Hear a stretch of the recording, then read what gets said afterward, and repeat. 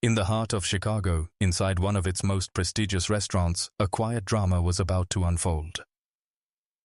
Amelia Hartwell, auburn hair pulled back, plain black pants, and a simple white shirt, looked nothing like the culinary legend she once was. To the staff at Elevation, she was just another applicant, hired as an extra pair of hands for the kitchen's busiest season. She gave only her middle name, Amy Hartwell. What no one knew, least of all executive chef Maxwell Richards, was that Amy had once run L'Eto, the most celebrated restaurant in Paris. A kitchen that had earned 3 Michelin stars in record time. Her beef Wellington was legendary, a dish critics called transcendent. Then, at the height of her fame, she vanished. Now, in Chicago, she was hiding in plain sight. Maxwell Richards, 42, arrogant and feared, ruled Elevation's kitchen like a tyrant. He prided himself on flawless technique and crushed anyone who threatened his authority.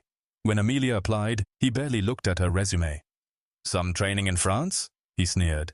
"Fine. Prep vegetables. Don't cut yourself." Amelia only smiled politely. The next day, chaos filled the kitchen. Elevation was preparing for the James Beard Foundation dinner, a career-defining event. Maxwell stormed around, barking orders, berating staff. Then his eyes landed on Amelia. "You," he said, loud enough for the whole kitchen to hear. "We've got a VIP request for beef Wellington, my signature dish. Let's see if you can handle it, make it perfectly, or you're fired." The room went still. Everyone knew Maxwell never let anyone touch his Wellington. This was a setup. Amelia glanced at the recipe card. Technically correct, but uninspired. She felt something stir within her, the calm focus that had once made her the most feared chef in Europe. Her hands moved with practiced authority. She examined the beef tenderloins. Checked the pastry, adjusted ingredients. Maxwell hovered, mocking. "Careful, this isn't peasant food. Chop finer." Amelia ignored him. She deglazed the mushrooms with Madeira, added cognac to flame, balanced shallots and thyme with precision. The aroma made nearby cooks pause. Something was happening. "You're over-searing the beef," Maxwell said sharply. "No," she replied evenly. "It needs 20 more seconds for the Maillard reaction." The kitchen froze. No one had ever spoken back to Maxwell. She wrapped the beef in prosciutto, then pastry, weaving a lattice so intricate that even sous chef Daniel whispered in awe. When she placed the Wellington in the oven, she didn't set a timer. "You're not timing it?" Maxwell scoffed. "I'll know when it's ready," she said simply. Minutes later, without looking at a clock, Amelia pulled the Wellington from the oven. Golden, glossy, perfect. She let it rest, then instructed Daniel to slice. The cross-section was flawless. Crisp pastry, aromatic mushroom duxelle, and beef at a perfect medium rare.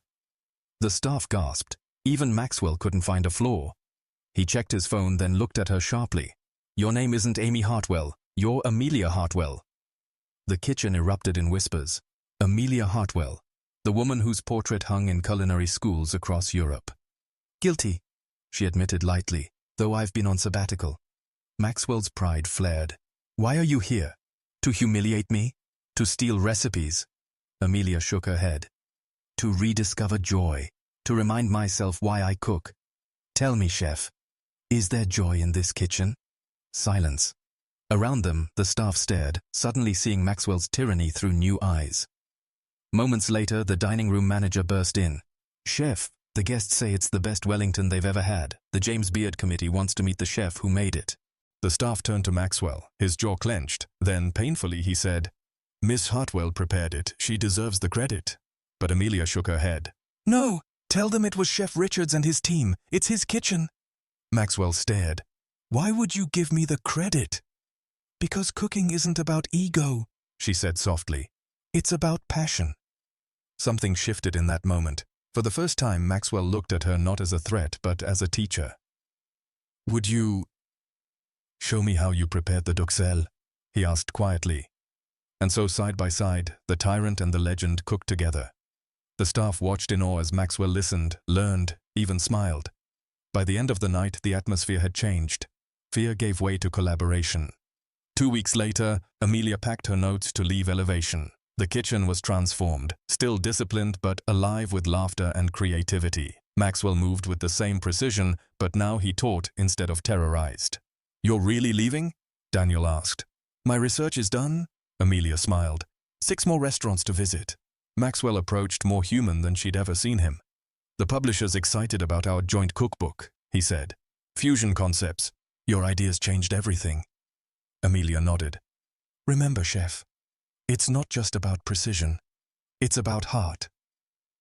As she walked out, she heard something she never imagined on her first day. Maxwell Richards laughing with his team, joy echoing through the kitchen.